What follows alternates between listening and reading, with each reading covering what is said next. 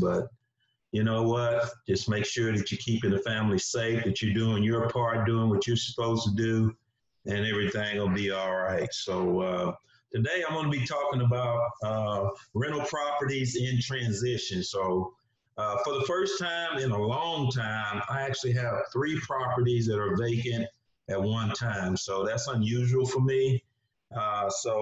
This is some good stuff because you guys get to see the insides and outs of everything that I'm doing as I'm transitioning through some of these properties. So let's go ahead and get started. You know the ground rules. Everybody make sure you're muted. Got you muted now. And we're going to make sure that we answer your questions through the chat. As you have questions as I'm going through my presentation, then if Johnny Whitfield's on here, Johnny will be answering those questions as we go.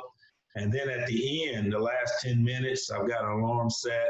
I'll just stop and then I'll just take time to answer any questions that you all may have. Again, I need your feedback on how I can improve and how we can get better. So our agenda for today, I'm going to review the leasing process. I got Southwest 64th leased. I want to take you guys through what I did in leasing that property. I've also got another property that's coming up for lease. Tenant just moved out, and so I'm going to take you through that property. And then also I got a major rehab going on my Madison property on the east side. So it's going to be really interesting on that because it's going to be a big time rehab.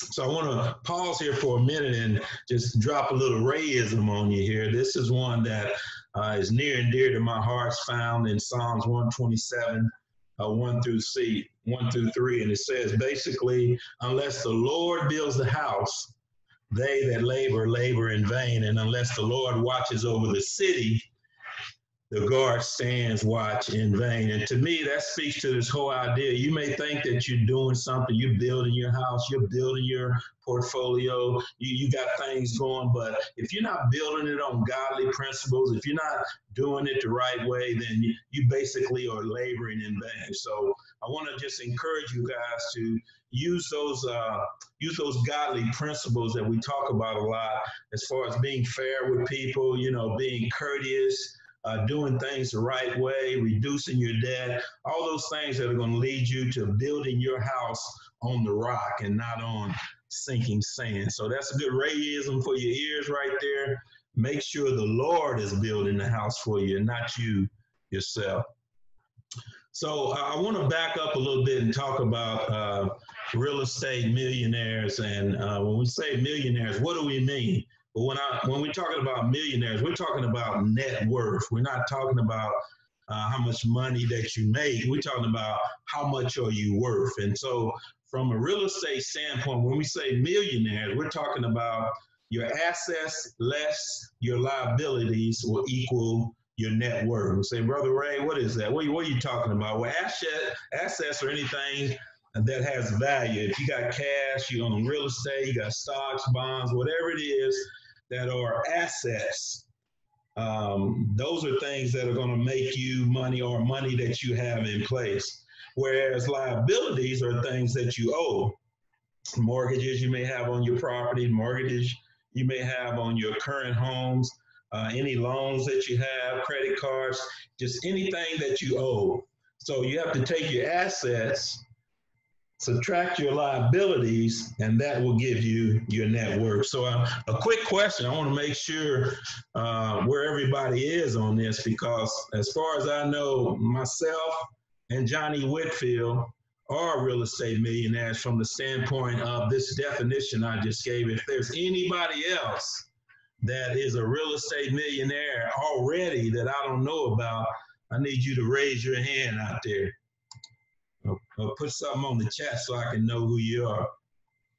If not, then I'm assuming Johnny Whitfield and I are the only 2 real estate millionaires on this call. But we got a bunch of future millionaires on this call. That's what I'm talking about. We building a base, big baby, building the base. This is your goal. You want to at least get a net worth of $1 million. That's the goal, baby. My goal is to have 10 of you to be millionaires in the next 10 years. We're going to make that happen. I'm gonna see to it myself. So let's talk about the selection process. Coming, Ray. Excuse me? I'm coming, Ray. All right, let's go. Get it, baby. So let's talk about the tenant selection process for Southwest 64th, the property that I just finished. If you guys remember, it took about 3 weeks for me to get that thing up and running, about 5,000 in repair, and that's kind of what I projected that I would do on that property. It's mostly cosmetic. Changed the floors out in a couple of rooms. I painted it, put up ceiling fans, just a few things. Again, $5,000 in repair, nothing really major there. The house was on the market for 1 week. During this tenant moving out, I think my tenant had been there. I think he'd been there about 5 years. He actually wanted to buy the property, and I wouldn't sell it to him, even at market value. The reason I wouldn't sell it because it's worth more to me having it in my portfolio than $100,000, $125,000 that he was wanting to give me for it. So for me, when I work hard to get properties and I buy them right, I'm not trying to sell them. I'm trying to milk them babies for all that I can do. So when he moved out, the rent started at $950. I had lowered the rent for him down, I believe, to $875 for his last year because he was telling me he was having some issues and things like that. So again, but this gave me an opportunity to go in, make some repairs, and then increase the rent. So I'm actually going to be increasing the rent up to $150. During this process, I had about 15 tenants that requested information on the properties, and all I did was list it on Zillow, right? So I didn't put a sign in the yard, I didn't do anything else. It was strictly on the Zillow rentals, and I showed you guys that last week. If we need to go through that again, we will. But I had 6 applicants that made it past the initial phone screening. Remember, I always do a phone screen before I let anybody get in there and make sure they're meeting the minimum. Well, 6 of the potential tenants personally viewed the property. That means they made it past the initial screening process. And then 2 of them actually submitted applications for the property. Continuing on, so all the people that I eliminated for the following reasons. 1, they didn't have sufficient income. Remember, I said I like 3 times the rent. So the rent on this property, $1,100. That means they have to make at least $3,300 in gross income. They can't have had any previous evictions. 3 of the people that had the application, they had actually been evicted in the last year, so that eliminated them.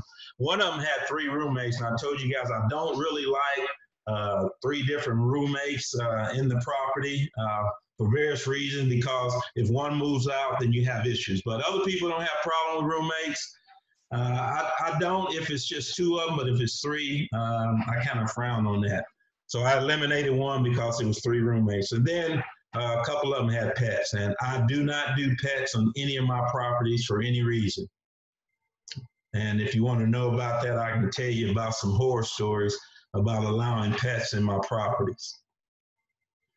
So as we continue with my selection on 64th Street, the tenant I did select, he was able to come up with $1,100 a month, plus he gave me $1,000 deposit, and I had $2,100 cash in my pocket when I delivered that property to him. So he makes 3 times the rent. He's been in his current residence for at least 4 years. He was paying $1,000 there, so I figured he could afford the rent here. He was never late on his rent, according to his previous landlord, and he has 2 kids, 9 and 12. So another successful selection here. Again, didn't take very long to get this property rented, and I was fairly pleased and surprised about how long it took. Let's look at the numbers again that I have for 64th Street. If you remember, I shared this with you. I've raised the rent to $1,100. You can see the property taxes and insurance. Now remember, I don't take out I don't take out vacancies and maintenance and those things out of my equation when I do the monthly. Why? Because I have 6 months worth of reserves sitting in a bank that covers that. So I don't use it as part of my equation because it's not coming out of my monthly. Because I have $90,000 sitting over here in my reserve that's just there just in case things like that happen. So I don't do those but for you all, I always like for you guys to include those numbers in your calculations because you make your money initially when you make sure that you can cover in case of vacancies, in case of maintenance and repairs and things like that. But this is a very nice property for me when you can cash flow close to $900 a month, which in fact a little bit over $900 a month. That's a great house. This is one of my beauties here. That's why I will never sell it. That's why you can't give me any amount of money. Well, I'll take that back. There is an amount of money, but you wouldn't want to pay it for this property because the cash flows are so good. So that's it for 64th Street. Now let's go to the Norman property. Take you all to the Norman property here. And let's do a new share.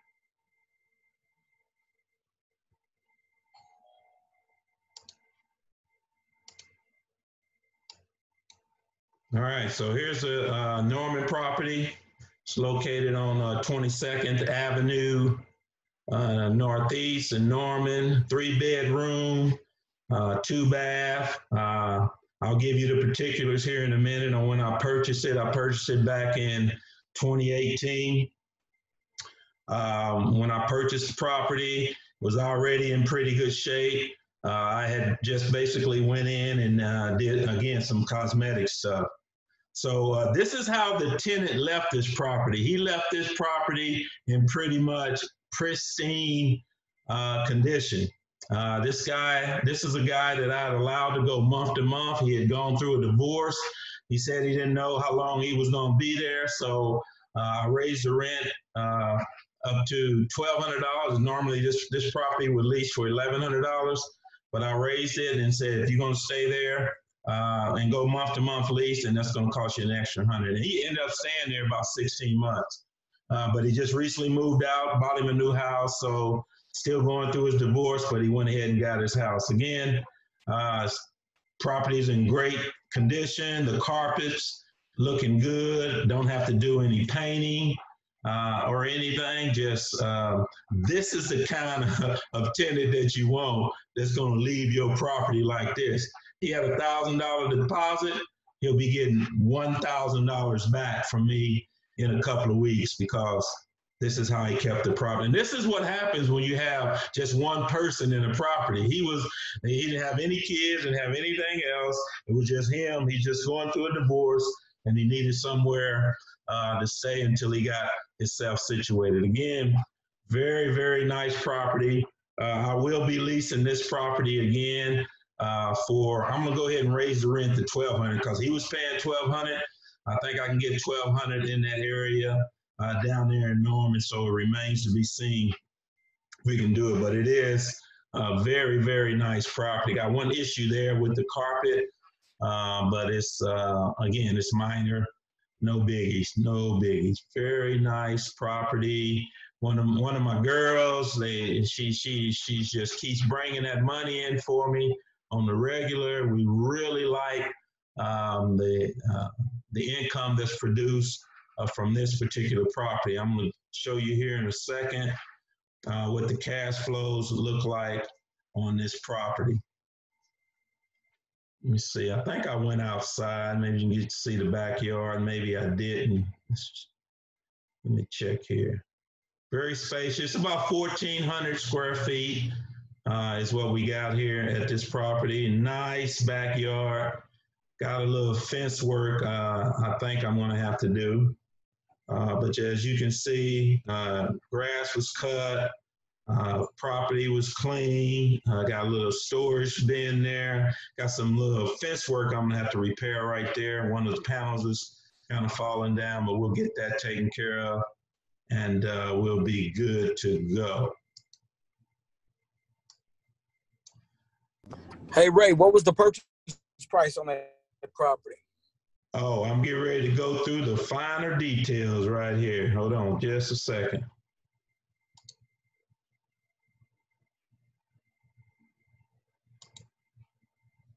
So let's go back to my presentation.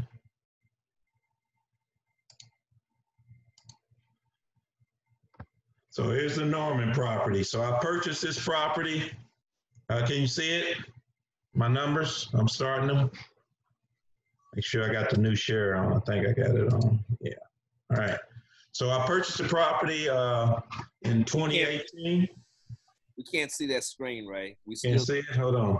We still see the back door.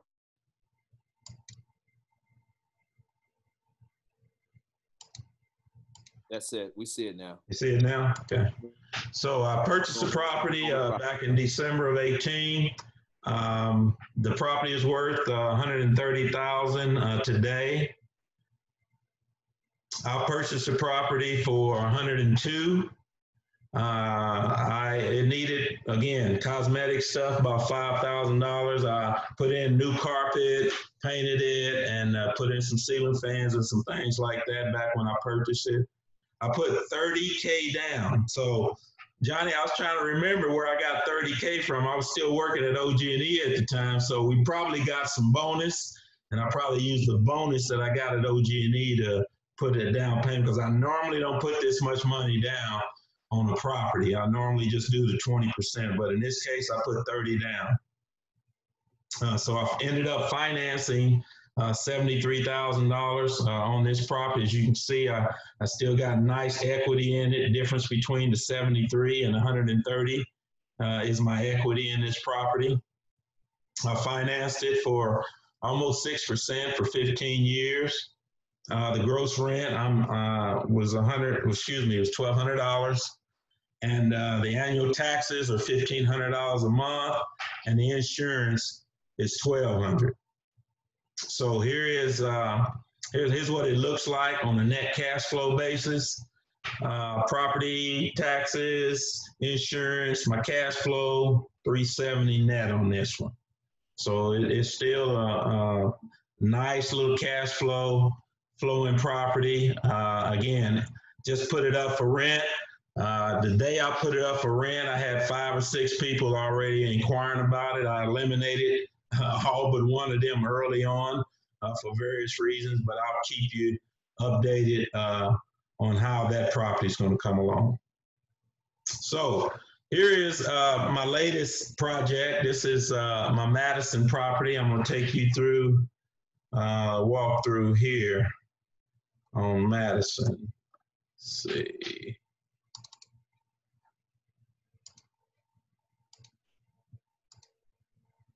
So I started over here. You see it? Yeah. Can you see my Madison property?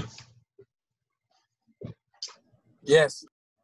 Here we go. This is, I purchased this property back in 2002, and the guy that's been here, he basically ran the property down. I had to pretty much evict him. I sent him an eviction notice, and you can see that it's in tough condition. He wasn't even cutting the yard. In fact, by the time I got over there, he had skipped, and it was just in bad. He had dogs in the house. It was just a mess. And so what happens sometimes when you have so many properties, you don't get to get by them as often. And I didn't get by this property very often, especially a lot of times if they're paying rent on time. I don't go by if I don't hear from him. But this one, I allowed it to get a little bit out of hand, and the tenant took advantage of it. But I'm going to show you here again. He just left stuff everywhere. You can see the floors. They're hardwood floors. I'm going to be going in, redoing those floors. Most definitely be new paint. This whole kitchen. Also, I'm going to be replacing all the windows, thermal pane windows. This whole kitchen is going to be rehab. I'm taking out the counters, everything. We're going down to the studs, and we're going to rebuild this thing from the floor up. We're going to do the same thing in the bathroom. totally gut the bathroom, take everything out, including the tub, put a brand new tub in. Everything here is going to be gutted, and we're going to start from the baseboards up. Again, he basically didn't tear up any walls or anything, but just dirty, just didn't clean, just didn't take time to take care of the property. This is not the condition of the property when I leased it to him, but this is the condition of the property when he returned. So I'm going to go in, again, major rehab. We're going to tear out a lot of sheetrock, replace it, put in brand new windows, all new kitchen. We're going to, even on the outside, we're going to redo some of the soffit and repaint the outside. And at the end of the day, it's going to be pretty much a brand new property. We will be raising the raising the rent on this property. It was leasing for $625. It looks like he never changed the air filter there. Just not good at all. So this is, again, I've had this property for 18 years, right? 18 years. And this is kind of the condition that it's in. Again, that's why I'm going to go in and just gut it, tear everything out, and come back in fresh and new. And so you guys are going to see how I'm going to bring one back from the grave. This one is pretty much dead. It's still a good money maker. I could go in and put $5,000 in it and make it nice, but I'm going to go ahead and really upgrade it. You see that storage shed back there? That's my storage where I keep some of my stuff in. But again, just got trash everywhere, just tore the door off the back door. I mean, this is what people will do to your property, people. You need to be aware. They will tear your property up. So it's up to you as the manager of your property to make sure that tenants don't do this to your property. And I was slack and lax on that, so you can blame that one on me. Let's go back to the presentation. New share, presentation. Hold on. Let's go to this one. All right, so that was the Madison walkthrough. Now let's look at the Madison numbers. See how we're doing here. We're doing all right. So this property, again, I purchased it back in 2002. The ARV today is about $40,000. I bought that property for $17,000. It was the second or third property that I believe that I ever bought. I paid $17,000 cash for the property. It needed about $3,000 to $5,000 worth of work. The gross rent, I was getting rent there through the years up to $650 a month. The annual taxes on this thing is just $269. It's kind of like the one that Johnny had the other day. Annual taxes are nil because I've owned the property all this time, and they're only allowed to raise the property taxes 5% a year. So as long as I own the property, they can't raise on me.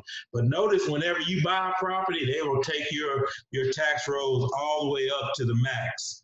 So, but since I've owned this, again, like I said, for a long time, the taxes are that. Of course, my insurance is only $350. So this has been pretty much a cash cow for me. As you can see there, the rent $650, almost cash flowing $600 a month on this property. So that's why I believe that it's worth investing and bringing it back up, putting some capital expenditures in it, bring this baby back and see what it's going to do. So I was thinking about this, Johnny, when I looked at this thing, and I was saying, it's not just about the cash flow; it's about wealth. And let me show you. I got to thinking, how much money have I actually made on this property over the last 18 years? So I went in and I ran the numbers on this thing, and it was crazy. I have collected over $140,000 worth of rent. And I just average. Let's say if I just average $600 a month for the last 18 years, 140, and my net cash flow on this $17,000 investment was $129,000. And let's just say, I'll just say, okay, over the years, I have put some money into it. Let's just say I put a little bit more money, and let's just say I got 40,000 invested. My return is still 325% on this property. I mean, that's amazing. Where else, what other asset class can you do that? I don't know of any that you can hold. Maybe if you bought Amazon or Google way back when, maybe they did something like that, but not very many assets are doing that. So I think we get ready to come to the end here. So let me give you a quick deal on my rehab estimate for this property. I'm estimating $15,000 to $20,000 what it's going to cost me to rehab this property. Again, it's going to be a complete tear out and rebuild of the kitchen and the bathroom. I'm going to go ahead and replace all the plumbing and electrical while I'm there, put in new subfloors, install new flooring and new tile. I might just buff those floors out, stain them, put a little polyurethane on them and go for it. Haven't decided yet. Again, complete tear out and rebuild of the bathroom. Replace the subfloor, replace the toilet, replace the tub, replace the vanity, just replacing everything in there, starting afresh or new. I'm going to be installing all new thermal pane windows. It's 15 of them bad boys. This house got a lot of windows. And the windows alone are going to cost me about $2,200. Then I'm going to be tearing out and installing some new siding and some soffit that's been rotting due to years of water damage. And then I'm going to repaint the interior and the exterior. A couple of posts need to be repainted. Then got some other things I want to do. But that's going to be this problem. So you guys going to see this from start to finish, what I'm going to be doing on this rehab job, right? And I'm also going to replace the appliances. So I'm ready to go, baby. Who's ready to go and make these millions, baby? Let's do it. So we got a few minutes here. We can open it up for questions. You can actually talk to me a little bit now. Johnny, if you got some questions that I needed to answer back when, and answer those, or you guys can just hit me with questions. Okay, to unmic and talk to me a little bit. Got any questions? Hey, Ray. Yeah. This is Donald. Do you, in that rehab estimate, do you estimate for any like surprises? Like, because I know that you're gutting through the kitchen and everything and the bathroom. So would you think, so you have replace and repair plumbing, electrical as needed. So how much do you like estimate for that? Yeah, I'm estimating 15, so I made it 20. That's $5,000 worth of surprises. Got it. Thank you. Yeah. Right. I got a question, sir, is once you do all this rehabbing on it, is that gonna be, you have a certain price point that you're planning on adding to your rent for once it's completely done?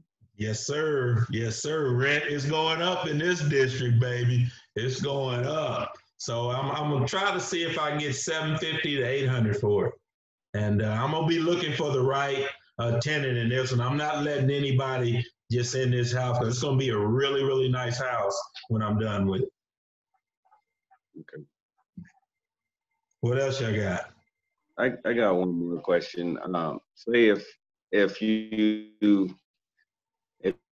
you're buying your first property, Right. and then your cash flow coming through.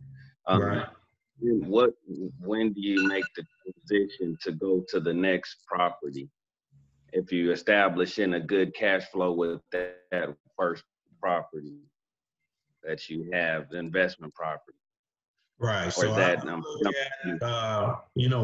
have I got plenty reserves for the property that I've got? Have I got at least 3 to 6 months reserves on that property? And then what's my dollars look like as far as buying another property? If I got down payment for another property, then yeah, I'm gonna be ready to go. So it just depends on what my money situation looks like. If that one's cash flowing good, I normally wait a couple, 3 months. You know, if this was my first property, then another 3 months, I'm looking for another one, trying to make it happen if I got the cash to make it happen.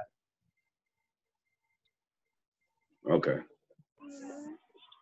Okay, Mr. Ray, if you're increasing the rent, do you also like do lawn services and cut the grass for the tenants as well?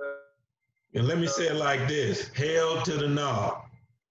No way, ever will I cut any tenant. Only when it's in my possession am I cutting grass. So the reason I'm raising the rent is because of the capital expenditures I'm putting into it, and the fact that that area now, and I think it can sustain a little bit higher rent. Think about it.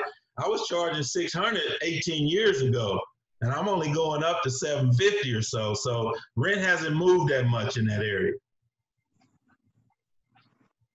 I have a couple of questions. Yeah. Number one, I'm not familiar with Madison. Where's that at? Northeast 23rd and I-35. It's over there on the west side. Now, you know where those school buses are over there? Northeast 23rd. No, and not really, but I-35. Yeah, it's over in that area, Northeast Oklahoma City. that helps. Okay, so let me ask another question. So how you handle the finances on that? Do you take this $20,000 out of the 90 that you had set aside and then put it back Yeah. as you get the cash flow? How do you handle that? Yeah, so I'll take it out of the 90,000 that I got set aside. And so what I'll do is every month now, when I get all my money back in, I'll start taking about $2,000 to $3,000 and put it back over there every month. So within a year, I'll have that money back over there. Okay, thanks. Mr. Ray, I have a Yeah, go ahead. quick question on that. How do you determine the amount of rent to charge? Look at what the rent is in that area. Again, you can go on Zillow. You can go on Realtor.com. You might have missed that lesson, David, but I showed you how you can go and look, see what you can call around, drive around that area and call houses that are for rent and see what the rent is for that area. Okay. I have a question. Say if you're looking at buying a property and you see a price point, you done your research, is looking at what going rates is for certain. What do you feel like is a good offer just to throw on the property? I mean, so if it's 70,000 and you go real, I mean, you go like 15,000 less, or or it kind of depends on the condition of the property, or? Yes. Yes, it does. If it's a nice property, you're not going to get it. I look for 80% of whatever the ARV is. That's kind of my number, again, because I know I want to bury it.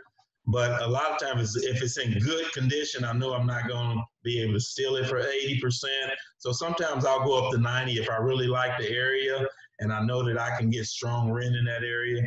I'll do that. But for the most part, I'm looking to get in about 80%. Okay.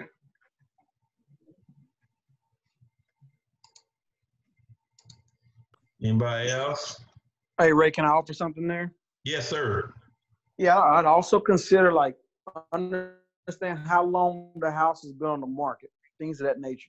When you look at the home, be strategic about, do you see if there's people moved out, if there's, used to be a family and now it's only, say for instance, one gender's clothes in the master bedroom and stuff like that, where someone may be under a divorce or something like that. Try to figure out what's their motivation to sell.